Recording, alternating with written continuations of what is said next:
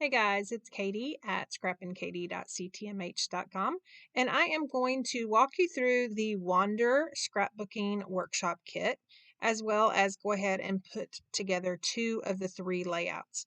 Now, the kit comes with a fully color illustrated guide that will walk you through the pre-designed layouts. It shows you how to cut the pieces of paper that are included, and it also gives you tips and tricks for each layout. So if you want to know in what order to put the items down or how far from each side, it definitely tells you all of that. Everything is included, but don't worry, you can personalize it, which I usually do to a layout or two. Now, it does have some additional items if you want to make it exactly the way it is. One of the items is our stencil pack 3, and it comes with three 12 by 12 sheets of stencil. Now, this one has just a whole bunch of patterns. I cut those apart, and so I am going to grab that triangle pattern that it calls for, and we'll be using that with some of our Distress Oxide inks on these layouts. If you don't have the stencils or the Distress Oxide inks, don't worry. You can either do your own thing or you can definitely just skip that part. So it also comes with those photo place card holders and then a pack of the Wander chipboard pieces. And you just pop those out, and then it comes with the Wander paper collection or paper packet. Now, this is the sheet of stickers. I love that it has kind of that glossy accent to some of the stickers. And then here is a look at the pages that are in this wonderful, beautiful, gorgeous Wander collection.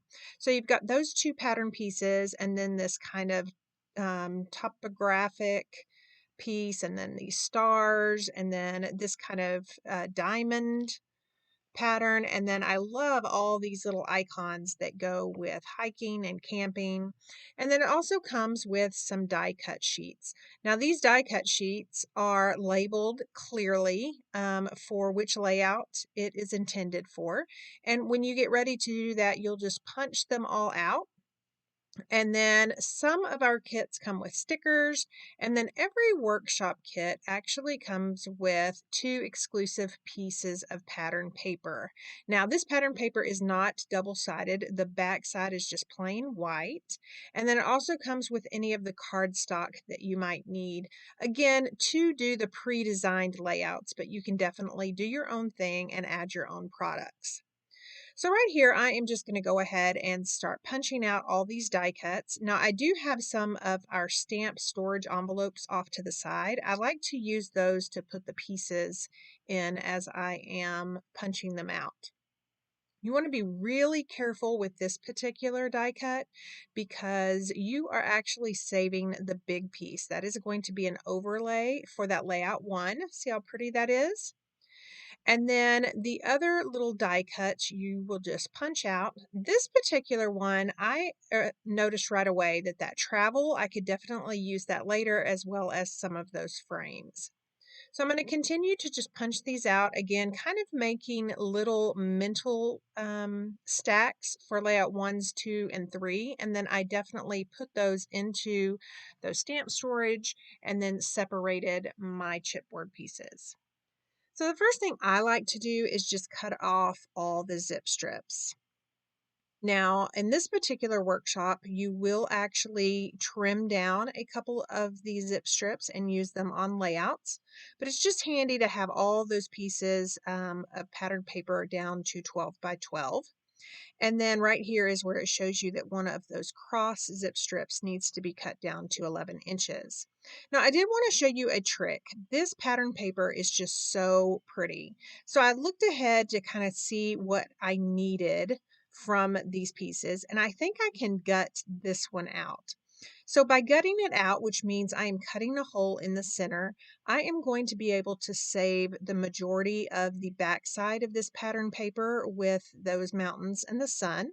So I'm lining my edge of my pattern paper up at 1/2 inch on that left side, starting my blade at 1/2 inch and cutting up to 11.5.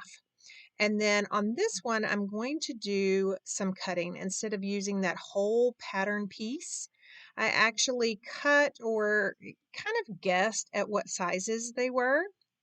So I want my sun over to the left, and then I will be using that right side.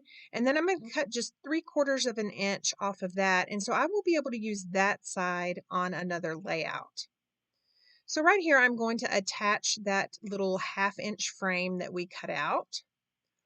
And the easiest way is just to apply adhesive down to my white daisy cardstock and then adhere that frame down. And you can see that all of that center would have been hidden anyway, so it's just better if you gut it.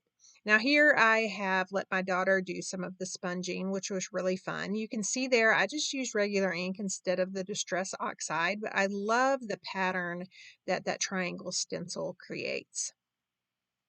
So here is a look at that Let's Go. Now it is intended to have photos behind it. So I'm going to start looking at my photos and then also pull out the letters that are supposed to go on the back of Let's Go. So working from the back of this overlay, I'm going to attach the letters using liquid glass. You can use any liquid adhesive. You just want to be really light-handed because you do not want that adhesive to kind of ooze out of the front where you could see it. So make sure that it is a clear, dry liquid glue. And I'm just going to go along the edges. Again, a fine tip applicator would probably be best. And so I've gotten that done. I'm going to finish off this little apostrophe, and then I am going to start looking at which photos. Now, because the Let's Go actually hides some of the photos, it was perfect for me to use some kind of scenery photos that I had doubles of. So I'm pretty happy with this. So I'm going to flip that over and glue those down and then get that glued down onto my base page. Now I want to bring that sponging over to this left side as well. So I did that same little triangle sponge and then just used my Sundance ink to sponge that on. And then so now I've got some at the bottom left and then on that right layout you'll see here in just a second up at the top. So right here, I am just pulling out all the embellishments. Again, I have that fully color illustrated guide over to the left, and I'm looking at the suggestions that Close to My Heart has. If you would like to head to my website and look at this Wander collection, you can see the pre-designed layouts and see how similar mine are, but again, I kind of just added my own touches. So here is where I decided to piece together those pieces. In the cutting diagram, it actually just has you cut the pattern paper, not the Sundance pattern paper. So I'm going to get these little elements glued down. That is a 4x6 photo and then a 4x4. You can see that I've used the photo placemats or the photo place card holders, and I've actually used them for a white mat around my photos. And I just trim my photos down 1/8 of an inch. So there are just a few more embellishments left. I'm going to be pulling from the sticker sheet and I'm going to be using my anti-static pouch to take the sticky off of the back so I can use 3D foam tape to actually add some dimension to those stickers before I adhere them down to my layout. So this little circle is going to go kind of in between those two photos, and then of course this little grouping down at the bottom right. You can use whatever you want. I decided to use those little crosses and then a boot and then a small water bottle. And then on the right layout, there are these little pennants, and I'm going to trim mine down just a little bit and then take one of the sentiments, again, taking the sticky off using my anti-static pouch so I can add 3D foam tape. And then there's the cutest little coffee mug. Now, while we didn't camp on this little hike, I just love that coffee mug. It is one of the elements that's in the pre-designed layout that Close to My Heart did. But I loved it so much, so I just had to use it. And I'm going to go ahead and add that 3D foam tape to the back of that and then get those adhered down. And then there's only a few little crosses that I'm going to be adding up in that little space where I sponged. And then for the most part, that layout is done. So I have skipped over the second pre-designed layout and I am actually putting together the third layout. Now I tore some of that pattern paper, and then those striped Sundance pieces at the very bottom are one of the zip strips.